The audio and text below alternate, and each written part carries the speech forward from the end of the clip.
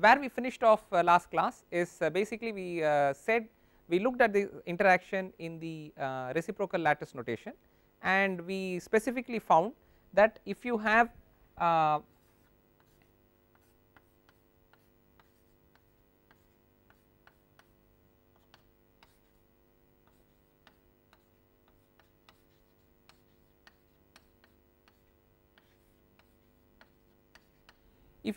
a unit vector in the incident beam direction given by S naught, and 1 by lambda is the magnitude of the wavelength in reciprocal space notation, and S bar S is the unit vector in the diffracted beam direction, or in the direction where we are looking to see if there is a diffracted beam, and again 1 by lambda is the reciprocal of the wavelength, and therefore the magnitude of the wave in the reciprocal space notation. Then we find that S by lambda minus S naught by lambda works out to H B1 plus K B2 plus L B3 in the reciprocal space. That's simply based on the notation of reciprocal space. More particularly, diffraction occurs when H, K and L are integers, and therefore this vector here, the difference between these two vectors and the resulting vector due to the difference between these two vectors has to be a valid reciprocal lattice vector. In other words, this should be a valid HHKL. Okay. So, when this happens to be a valid HHKL, we have diffraction. Alright. So, this is the condition that we arrived at the end of last class, and it told us how we would describe diffraction in reciprocal space. More specifically, we will see, let us make a plot of this information, and that will further convey to us the important idea that it is conveying to us. Okay. So, the way that is done is we draw the reciprocal lattice. So, some point we take as the origin of reciprocal space. Okay. So, this is arbitrarily designated as the origin of reciprocal space. We take the incident beam vector. Okay. So, that is the incident beam vector, and we draw it such that it comes and contacts this reciprocal lattice origin. So, I will call this O, and this vector here is this S naught by lambda.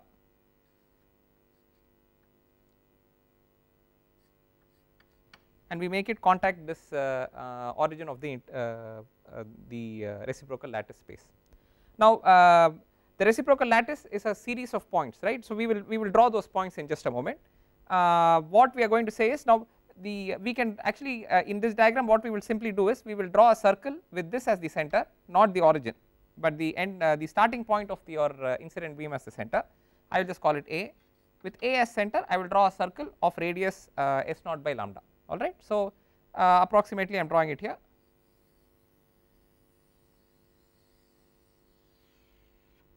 Okay. So, this is a circle with S naught by lambda as the radius, and A as the origin, as the center of that circle.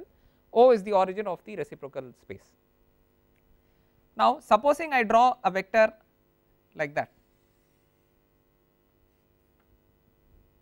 Alright. What is this vector? The magnitude of the vector is the same as the magnitude of this vector, right. So, there is no difference in the magnitude because it is a radius, it is a circle of the same radius. So, the magnitude is the same. So, the magnitude of this vector is 1 by lambda, alright. And so, if I am, and this has a particular direction. So, supposing I want to look for whether or not diffraction is occurring at this direction, in this direction, given that the incident beam is in this direction and its wavelength is lambda, what I need to do is, first I will designate this as S by lambda.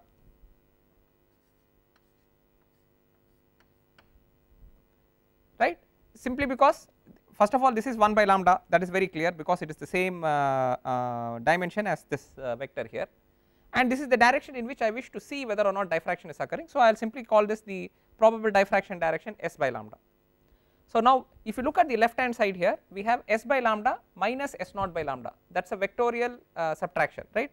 This is S by lambda, this is S naught by lambda. If this is S naught by lambda, if you invert this, if you go the exact opposite direction, that is minus S naught by lambda. So, S by lambda minus S naught by lambda means this vector would simply be inverted this way.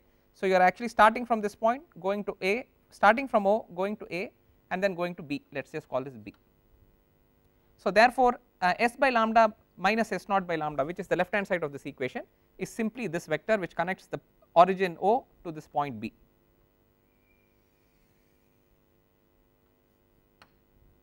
Okay. So, the left hand side is now this vector OB.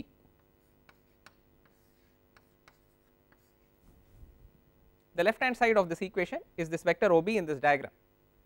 Everything is consistent with respect to, I mean, we have just used a very consistent procedure, we have arrived at this. Okay. So, S naught by lambda is here, S by lambda is there, and therefore, OB is the left hand side of this equation.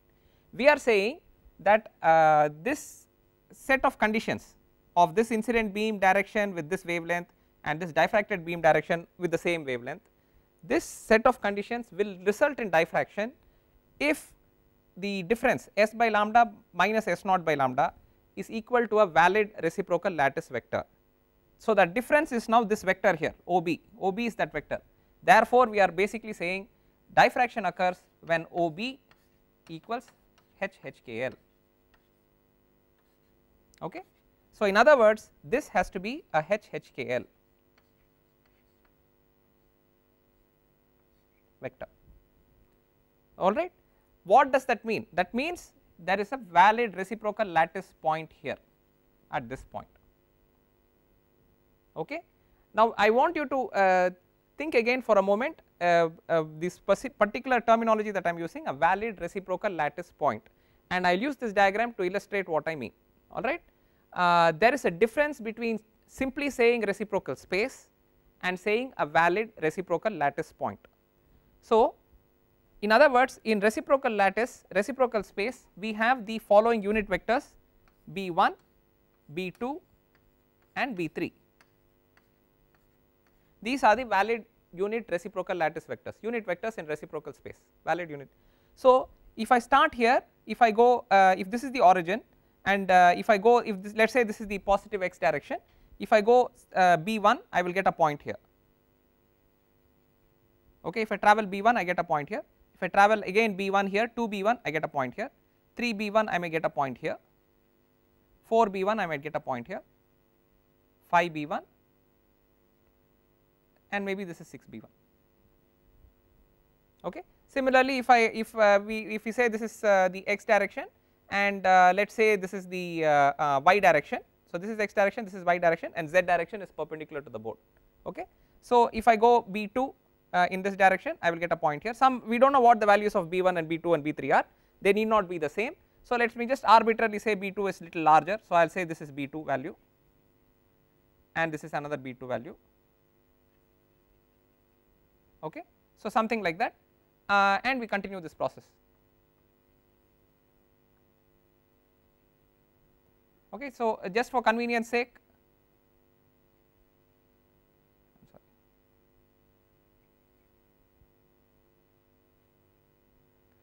I will just say that, okay, for convenience sake, we will just say that this coincided with the origin, let us not worry about it, simply because we will get a point there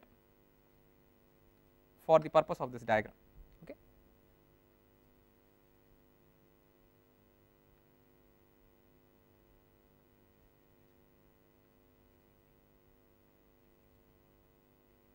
So, I have actually made a series of points here, they correspond to B1 and B2, B1 along the x direction, B2 along the y direction. Okay. So, this is a set of points. Similarly, if I know the value of B3, I can continue to make the diagram below also below this plane here. So, we can put in a couple of points just for sake of completeness.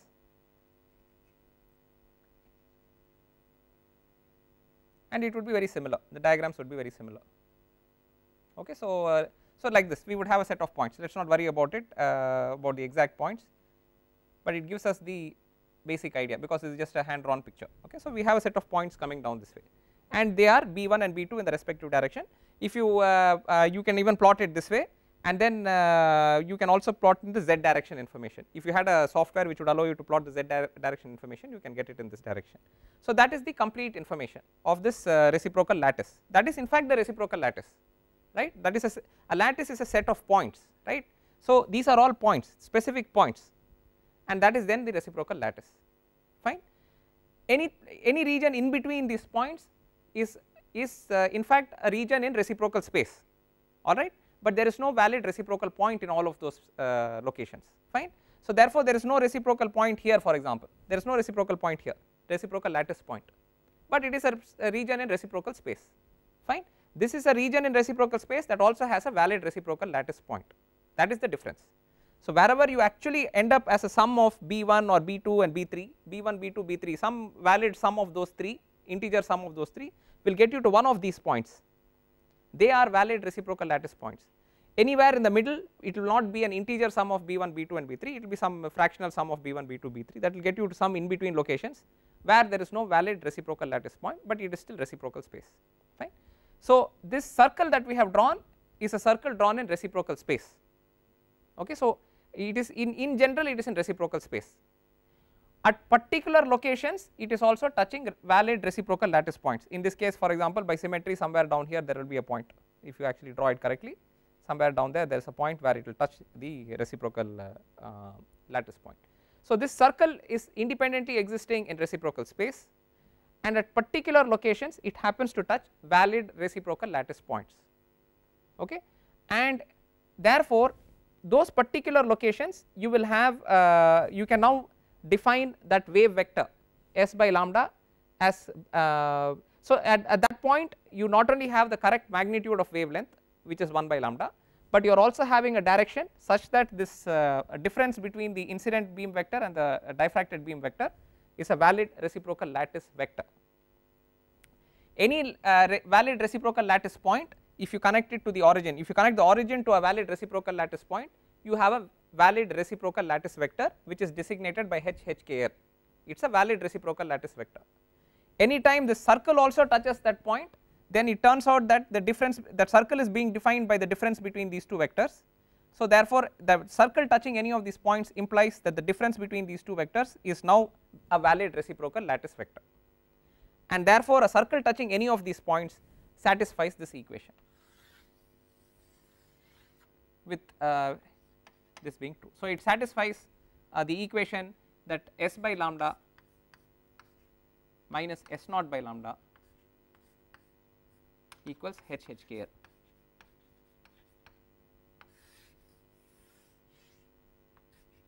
This equation is satisfied, I have plotted this in a 2-dimensional sense. So in this 2-dimensional figure this equation is satisfied whenever this circle touches any of these points. As you can see clearly there are several points here which are not being touched by the circle, therefore with respect to those points diffraction is not going to occur, that is number 1. And number 2, there are several regions of the circle which are not touching any point, okay. So therefore if you looked for diffraction in this direction, for example, I will just draw a dotted line here, okay. So this is another S by lambda direction, again the magnitude is still 1 by lambda, but it is in a different direction, so a different S, okay. So if you want to call this S1, that is S2 direction. In this direction diffraction will not be visible for us, because in this direction there is no the circle is not touching a valid reciprocal lattice point, it is simply touching a region in reciprocal space where there is no valid reciprocal lattice point. Therefore at this point the difference between these two does not result in a valid reciprocal lattice vector, okay. So that is the significance of this equation when it is actually drawn in a reciprocal space notation, when reciprocal space notation is used and it is actually drawn here, this is what you see. This is okay. So this is what it is. The figure I have drawn here is in 2 dimensions. So in fact when you see here we have a B1, B2 and B3. So actually this information can also be drawn in 3 dimensions, okay. So when you draw it in 3 dimensions, what you see as a circle in 2 dimensions is actually a sphere in 3 dimensions, because this vector is fixed, OA is fixed, this vector OB can actually go in all directions around it, starting from this vector AB with A as a center, this B can go in any direction around it. So what you will see then therefore is a sphere, only the length AB is fixed, length AB is 1 by lambda, so that is fixed, there is no change in that, but the direction of AB is free, we can put it in any direction that we wish, in fact we can put it in all directions. When you put it in all directions or you project it, allow it to go to all directions, all possible directions, what you will get is a sphere. You simply have one end fixed and you have the other end able to rotate in any possible direction you wish, you will get a sphere.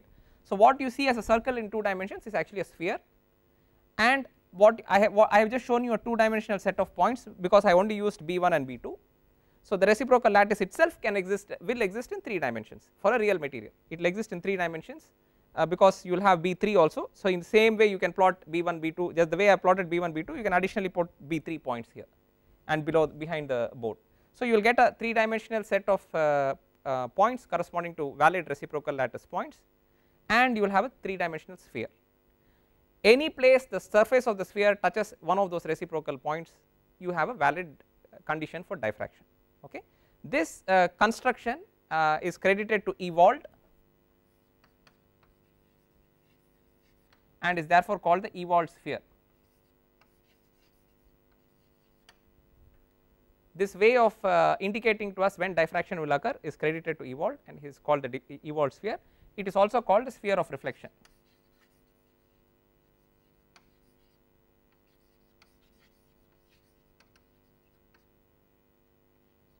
Okay. So this is a very important construct. It is a construct in reciprocal space. There is a sphere corresponding to which carries all the information related to the beam that we are using or the waves that are present that we are considering, and therefore it encapsulates that information, and the lattice itself encapsulates the information of the material, of the periodicity of the material. So this is what we have seen. Okay. So we find now we have progressed quite a bit. We understand that the interaction between waves and a periodic lattice can result in diffraction. That was something you were already aware of.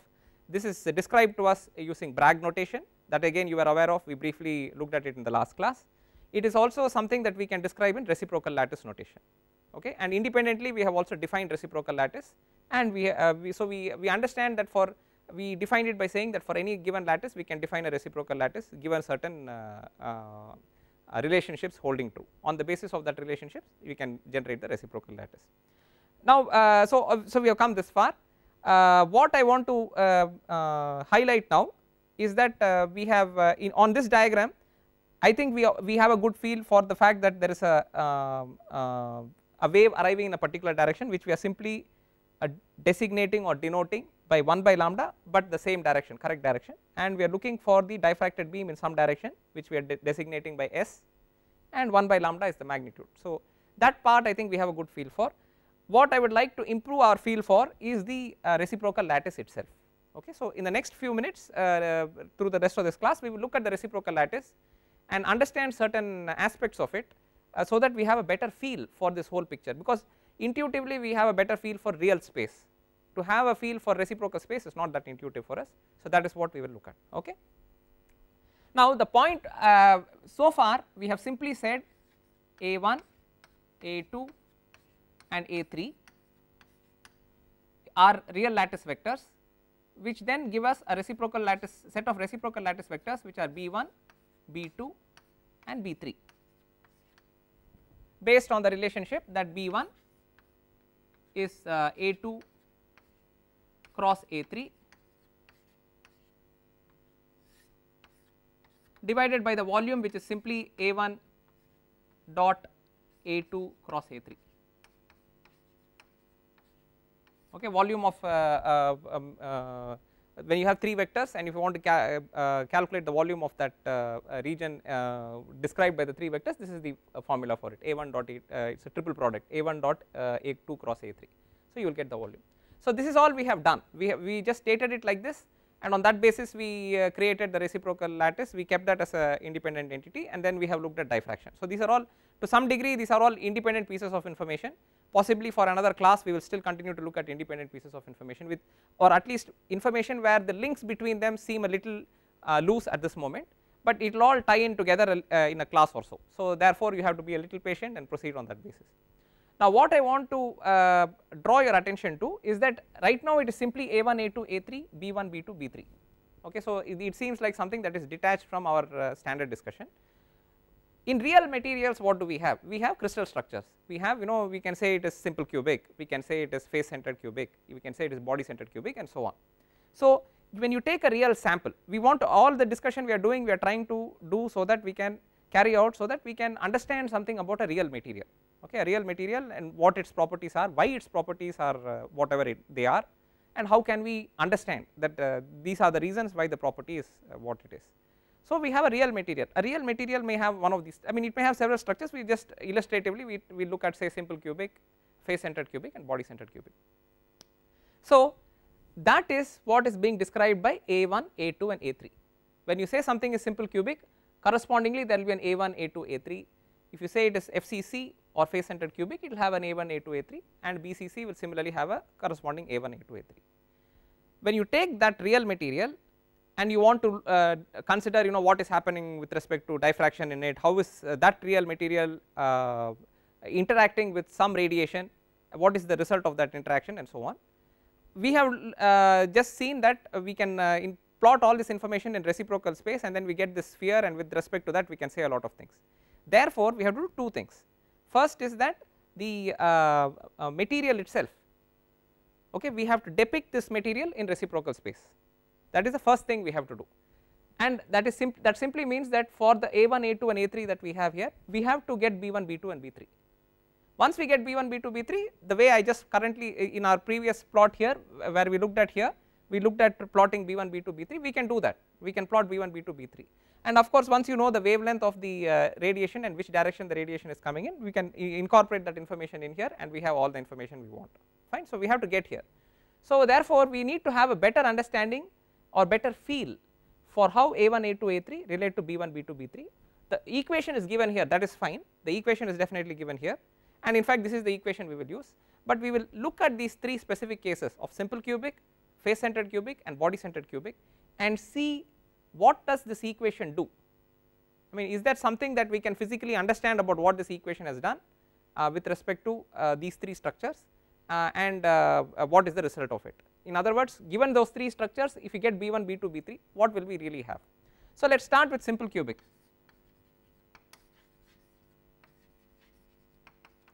So, a good way of describing it is A1 is simply AX, okay. So, we will say A in the X direction, X cap, A2 is A Y cap and A3 is A Z cap, where these are unit vectors in those directions X, Y and Z, okay. Now, we would like to get B1, B2 and B3. So, we have taken a simple cubic lattice. So, the magnitude of the vectors A1, A2 and A3 are the same, A and A, that is why it is simple cubic, okay. It is cube, it is a cube, so all sides are A.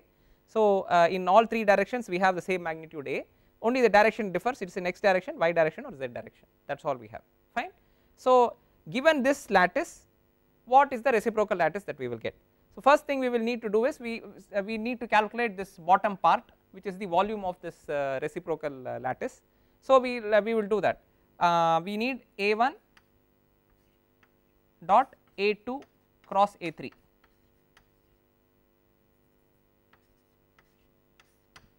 What is A2 cross A3? A2 I mean the magnitude simply is A square, right, A square, A2 cross A3, A square. It is Y cross Z, Y cross Z is X, X, Y, Z, if you have 3 coordinate system, Y cross Z is X.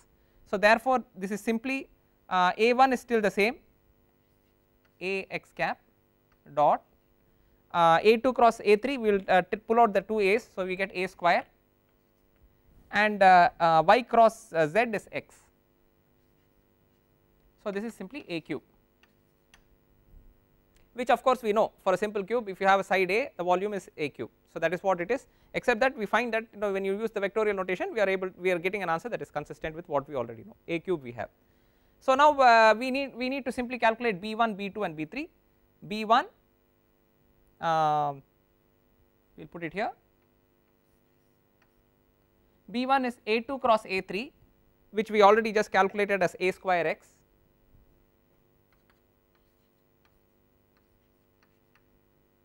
divided by this volume A1 dot A2 cross A3, which is A cube, okay. So, therefore, P1 equals 1 by A X, X cap, okay. So, in other words, B1, the reciprocal lattice vector, has the dimension of 1 by A and the direction is still X, and then similarly B2, so B1 equals 1 by A into X cap B2. If you did the same analysis, you will have A3 cross A1. A3 cross A1 is Z cross X, which is Y. So it will become Y cap 1 by A, and B3 will become Z cap 1 by A. So what do we have here? We have the directions are still x, y and z, unit vectors are still in the x, y and z directions, magnitudes have become 1 by A, 1 by A, 1 by A, alright. So if you take a simple cube of side A, its representation in reciprocal space will continue to be a simple cube, because the dimensions, the magnitudes are the same, right, it is 1 by A, 1 by A, 1 by A, the magnitude is still the same.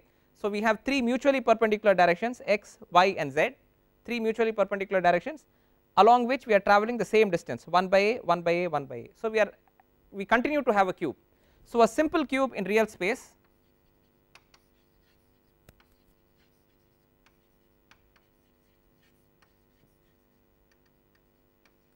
remains a simple cube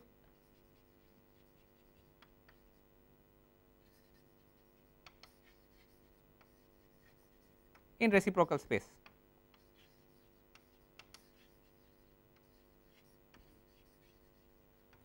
It is only that the dimension of the cube has changed, where the dimension of the cube was it was a cube of side A, it is now a cube of side 1 by A. So therefore if you were to plot, if you have a real material which has a simple cubic structure, okay, a simple cubic structure will then consist of points which are cubically arrayed. So you will have an origin, an atom at A, another atom at A there, another atom at A there, and that is the way you will build the simple cubic structure. This same material, if you want to understand what is happening with respect to how it is interacting with waves, especially electromagnetic waves, we will have to first represent this in reciprocal space. Its representation in reciprocal space will continue to be a simple cube, except that the dimensions will now be 1 by A. So you will now make 1 by A, 1 by A and 1 by A in 3 directions, and you will build the lattice. Now that is a reciprocal lattice of the original material you were discussing, you are interested in, okay. So whatever is the original material, you have now created its reciprocal lattice, it is now a simple cube of side 1 by A. So that is what, that will form the set of points here, and whatever wave we are talking of, that will independently form the sphere. So the sphere is independently formed based on the radiation you have chosen. The set of points that are there, which are reciprocal lattice points, are based on the material you have chosen, which happen to be simple cubic, therefore the reciprocal lattice also happen to be simple cubic, and then you see the interaction based on this relationship, you know when diffraction will occur or when it will not occur, okay. So this is with respect to simple cube. We will also look at face centered cubic and body centered cubic. So we will start with face centered cubic. Here by convention A1 is designated as A by 2 y plus z, A2 A by 2 z plus x, and A3 A by 2 x plus y. Initially, immediately, maybe these vectors do not immediately convey to you the sense of a face centered cubic structure that you are more familiar with, but actually if you take a moment you realize that in fact it is. What we have plotted is, these are vectors which connect the origin of that face centered cubic structure to the 3 face centers. That is what these vectors are. This vector goes to a face center, that is halfway between, if you travel half the distance along y axis and half the distance along the x axis, half a unit vector along y axis and half a unit vector along x axis, then you find that you have reached a face centered location. So the origin connecting it to the 3 face centers, so that is what we have, 3 face centers, that then forms the unit cell that we are interested in, and on that basis you can build the rest of it, okay. So therefore this is fine, these are the unit vectors that we would select in real space corresponding to a face centered cubic structure. Given this, what is the reciprocal lattice we will get? B1, B2, B3, okay. I will we will do the calculation of B1, B2, B3 and then we will see what it comes to. So again we want the A1 dot A2 cross A3, that is the volume that we want. Similar, so B1 is still the same thing, A2 cross A3 by A1 dot A2 cross A3. Okay. So, what do we have here? We will just look at this A2 cross A3. So, A2 cross A3, this is what we have to do. So, of course, these two will get multiplied. So, we will have A square by 4, and then we have to write this down here. So, we will do that. We will write x cap, y cap, z cap. Z plus x would mean we will write it as 1, 0, 1, and then x plus y we will write as 1, 1, 0. So, we can evaluate this. This is a square by 4 times x cap into 0 minus 1, all right, plus y cap into I am sorry, minus y cap. This is just a standard expansion of what we have here, minus y cap 0 minus 1, 0 minus 1 plus z cap into 1 minus 0. Okay, so, this is simply a square by 4 into minus x cap plus y cap plus z cap. This is simply the cross product A2 cross A3. Okay. Now, we will do a dot product with so this we already have the numerator actually. So, we already got the numerator. The denominator is simply this same A2 cross A3 dot A1. So, the denominator is going to be dot product of this and A1 here. So, A1 dot A2 cross A3. So, this is what we have here is simply A2 cross A3.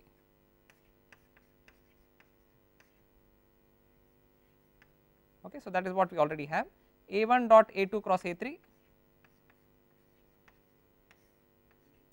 is this dot product. So, this is this will become A cube by 8, right, and then we have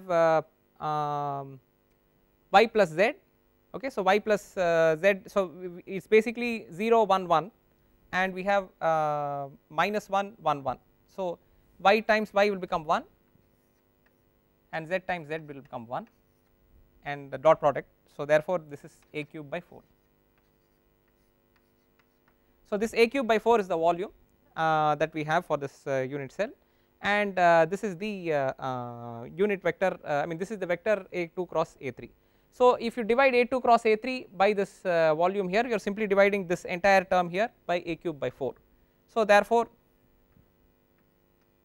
B1 will be actually 1 by A, because that if you divide by A cube by 4, the 4 and 4 will get cancelled, you will have A square by A cube, which is 1 by A, times minus x cap plus y cap plus z cap. So, this is B1. Okay.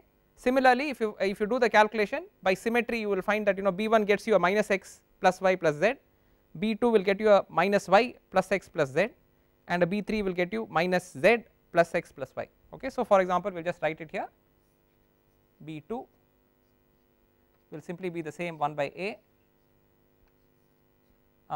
plus x minus y plus z, and B3 will be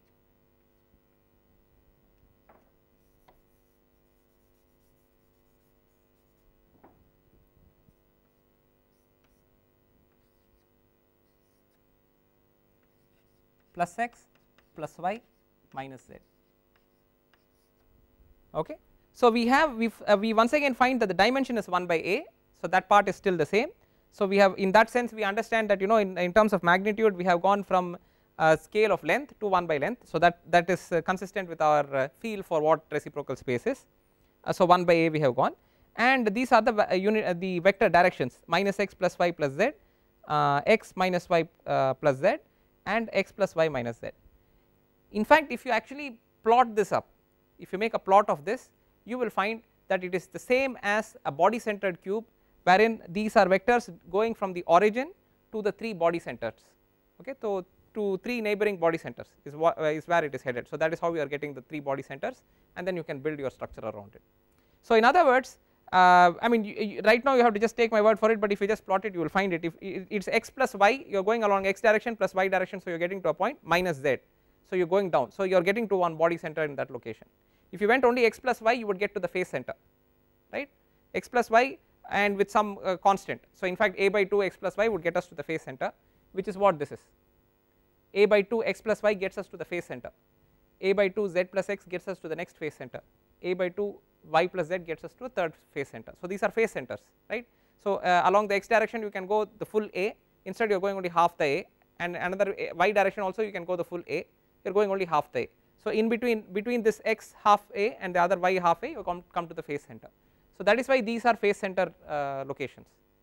This minus x plus y plus z would simply mean you are coming halfway and then you are going down also one more, and that therefore you are reaching a body center. So these 3 therefore represent body centers, although the scaling factor is different, but you have now gone to the reciprocal space, so it is 1 by a at the moment. So we will have to just let us not worry about the scaling factor, but the general layout of those 3 points is as though you are reaching out to 3 body centers, okay. So what we find is, if you take a face center cubic structure in real space, in other words you take a material, okay, so you take silver, you take copper or whatever, some face centered cubic material, and then you you represent this material's crystal lattice in reciprocal space, you will actually be representing it in the form of a body center, okay.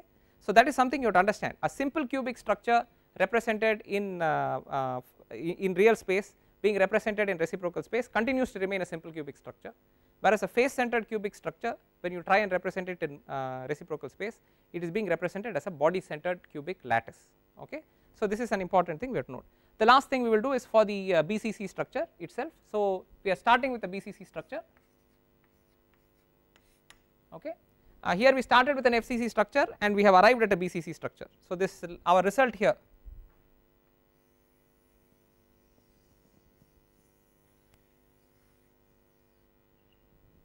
is BCC, okay. It is in reciprocal space, that is why we have 1 by a, so that I just mentioned it, let us not worry about 1 by a. In BCC in fact we would have a1 is a by 2 minus x plus y plus z,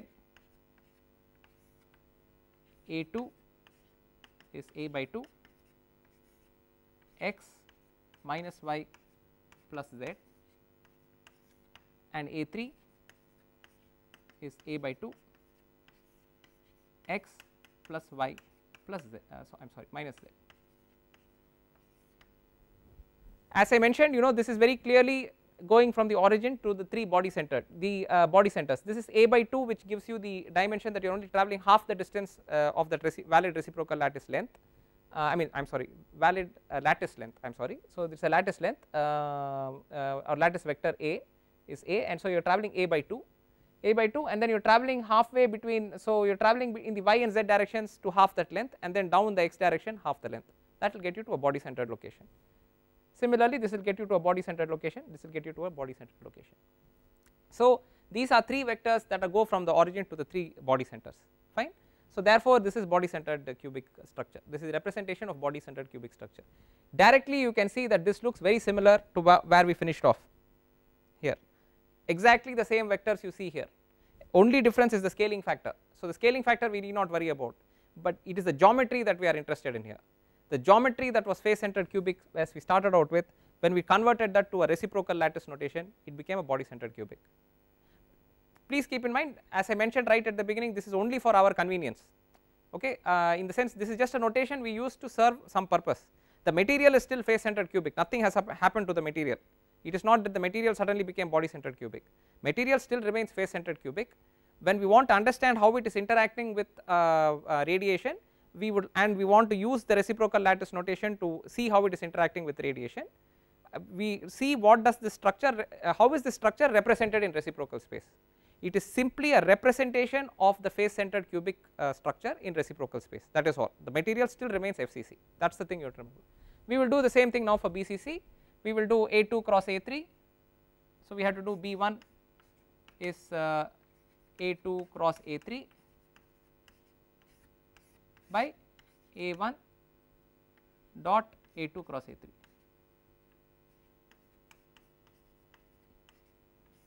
What is A2 cross A3? We have to take a cross product of these two, that is again A2 by A by 2 will become A square by 4,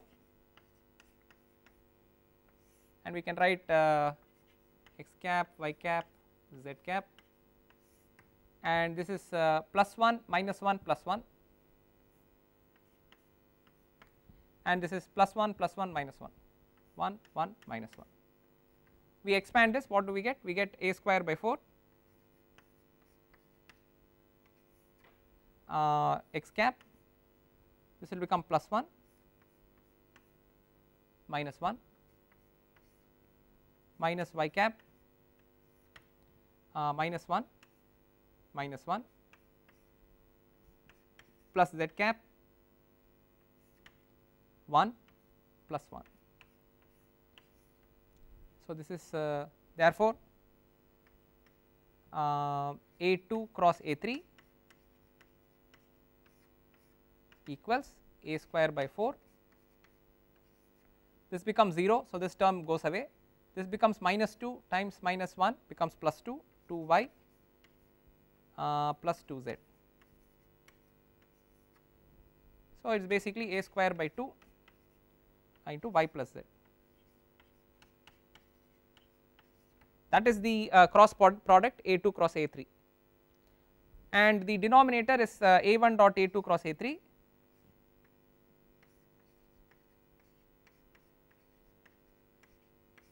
okay. So, that is simply the dot product of this A1 that we have here and this A2 cross A3 that we have already seen here. Dot product, there is an x component here, there is no x component there, so that goes away, so this is irrelevant to us. There is a y component and a z component, a y component and a z component. So, y dot y will be 1 plus 1, z dot z will be plus 1. So, we simply will get plus 2, and a by 2 into a square by 2 will become a cube by 3, a cube by 4. So, this is a cube by 4 times plus 1 is 2. So, this is a cube by 2. So, therefore, the denominator in this B1 is a cube by 2, the numerator is a square by 2 times y plus z. Therefore, B1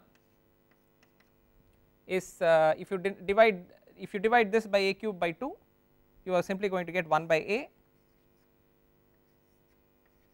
y plus z. By symmetry, you see 1 you only see y and z. So, if you see 2 you will only see z and x, you will, if you take 3 you will only get x plus y. That is by symmetry. If you actually did it, you will get it, because they are symmetric, there is nothing, there is no preference to any one of these axes. Whatever result you see, everything will symmetrically change for the other two. You can do the calculation, you can simply carry out for B2 and B3 just the way we have described, the way we have except correspondingly these vectors will change. If you select B2, this will be A3 cross A1, this denominator will remain the same, denominator will still come to the same thing, it does not really matter which way you do it, you will always get a cube by 2, right. So, so the denominator is not going to change in any significant manner, it is going to remain the same, in fact it is not going to change, it is going to remain the same, only the numerator will change. For B2 you have to look at A3 cross A1, and for B3 you have to look at A1 cross A2. So, if you do this you will get the answers. You will find B2 is 1 by A x plus z, and B3 is 1 by A x plus y.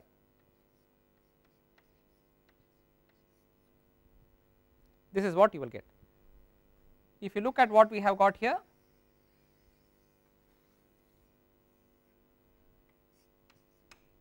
if you compare with something that we started out just a few minutes ago, we will have the FCC structure we defined as this: a by 2 y plus z, a by 2 z plus x, a by 2 x plus y. These three directions, the magnitude is something else, let us not worry about the magnitude. Look at the three directions that we have here. We have the same dimension in three directions, and those three directions are listed here. If you go to our result just now, we have the same directions here: y plus z, x plus z, x plus y. those directions are the same, and it's one magnitude regardless of what the magnitude is. In this case the magnitude is 1 by a, the same magnitude in those same 3 directions. So this is a representation of BCC, I am sorry, this is a representation of FCC. Okay. So what have we reached, what have we done here today? We have really looked at few things. First of all, we understand that we can represent diffraction as a process. Diffraction is simply the interaction of waves with electromagnetic waves with a periodic crystal structure. So that is a concept, right? We can represent it in real space and write an equation which tells us under what conditions diffraction is occurring. That is Bragg's law. You can represent the same information in reciprocal space and see under what conditions diffraction is occurring. That is the Ewald sphere construction. So either way it is the same information, it is the same material, it is just being represented either in real space or in reciprocal space. That is a piece of information we understand. Now we also want to understand that if you are given a real material and it has a certain crystal structure, what will how will you represent that crystal structure in reciprocal space, so that you can now see the diffraction process in reciprocal space. We find from the discussion that we have had that if our original material happens to be a simple cubic material, structure happens to be simple cubic, then its reciprocal lattice, the B1, B2 and B3 that we calculate, the layout of those reciprocal lattice vectors is still simple cubic in geometry. It is the same magnitude in x direction plus y direction plus z direction. So it is one single magnitude that happens to be in the x direction, y direction or z direction in 3 mutually perpendicular directions. So therefore the layout of this information of a simple cubic material in reciprocal space continues to be simple cubic, only the magnitude has changed because we have now gone to reciprocal space. If we start with the face centered cubic material and we take the 3 characteristic vectors that represent a face centered cubic material and we run through the calculations corresponding to reciprocal space, we find that the reciprocal lattice that is generated that corresponds to a real material having an FCC structure happens to have the vectors which are similar to the vectors of a body centered cubic structure. So therefore if you have a sample that is face centered cubic, you will have to plot the points in reciprocal space the manner you would do for a body centered cubic material. Okay, we are only talking of geometry. Geometry in real space is face centered cubic. This same material when represented in reciprocal space will have to have a geometry that is similar to that of a body centered cubic material. Okay. So the layout of the points, when you make these points in this figure here, when you lay out those points of that body of the face centered cubic real material has face centered cubic, when you plot this reciprocal lattice points here B1, B2 and B3, when you plot them, those B1, B2, B3 will have a layout which will look very similar to body centered cubic, will be identical to a body centered cubic layout. Okay. So that is the thing. Third thing we did the other structure which is body centered cubic here. We took the characteristic vectors that represent body centered cubic atoms. We looked what would happen if we just went through the standard, we are enforcing the rules of reciprocal space, reciprocal lattice. We said that B1, B2, B3 have this relationship to A1, A2 and A3. If we enforce those relationships, we find that the vectors that result are these vectors which have a layout that is identical to face centered cubic. So if you have a real material which is body centered cubic, okay, so you have a real material that is body centered cubic and you want to represent it in reciprocal space so that you can see its interaction with waves, then its representation in reciprocal space will have some dimension 1 by a, and the layout of those vectors will be identical to face centered cubic material. Okay, so that is what it is. So to finish this class, I want to just highlight a few points that I made throughout this class. The first is that the reciprocal lattice notation which is represented in the form of this Ewald sphere tells us how the matter is interacting with the radiation and therefore or waves in this case, and tells us when diffraction will occur and when diffraction will not occur. It gives us a nice elegant geometrical look at how when diffraction will occur, when it will not occur. Okay, so that is one information. And we also we have also seen in this class that when you do this transformation from real space to reciprocal space, some structure that has a certain geometrical layout in real space may have a different geometrical layout in reciprocal space. In the case of simple cubic, it happens to have the same layout. In the case of FCC and BCC, it has a different layout in reciprocal space. the information is still the original materials information, it is only the representation in reciprocal space that has a certain style, certain layout, and by it so happens by chance that when you take face centered cubic material, its representation in reciprocal space happens to be that of a body centered cube, and if you take a body centered cubic material, its representation in reciprocal space happens to be a face centered cube. So these are all independent pieces of information that we will keep in mind. Okay. Later on we will see that so when we go from real space to reciprocal space, we understand that structures can change, so it is not something that we should feel afraid of or confused about. We also understand how we can figure out what has happened to the structure, those are the calculations we have done, and we also understand that having come to reciprocal space, we have the understanding of how to figure out what is happening with respect to interaction of waves with that structure. Okay, so these are all independent pieces of information. Finally, when we go back to our next classes, next few classes, when we look at electron waves and how they interact with matter, it is all these concepts that will be pulled together. Okay, and at that stage again, as and when necessary, I will highlight those salient points which will help us relate to this material. I will only finish off with one other comment, which is basically that in these last couple of classes and maybe the next class or two, we are talking of some independent pieces of information and then looking at them in great detail.